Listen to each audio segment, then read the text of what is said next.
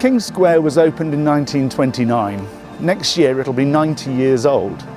But what will it be for, and what will it look like when it's 100?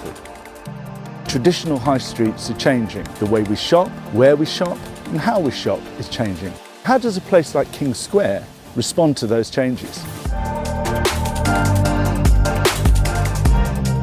I think if you want a square to be bustling and it to be exciting, if it's something to bring people in, then you want to give something in which the arts community is able to use. If you want the square to be considered the centre of Gloucester, then it needs to be exciting. But to do that, we have to care about the space.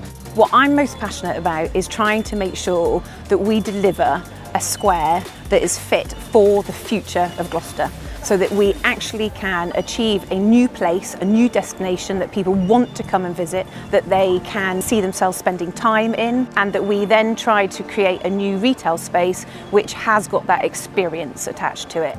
For me, the most important thing is to put brilliant things on. We know that if you put brilliant things on here, that people come, thousands of people come. So that needs to be consistent, the marketing needs to be consistent, and the area needs to feel accessible and welcoming and safe. But put on brilliant things and people will come.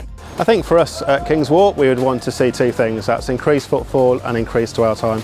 So in terms of footfall, probably more events, regular events, events that can be put into a structured calendar, and those events managed properly. And there's also dwell time. We want to see more people in the square, but also keeping them in the square. So probably a place to meet and greet and spend the day. I think you need to encourage organisations to come into the square, to inhabit the buildings above the shops, so that there's a sense of ownership. It's a gradual process. It's not just something that's done to the square and then we expect to try and populate it. We kind of populate it through community work. And when something comes into the square, then there's a sense of ownership already. We need a place where people want to stay.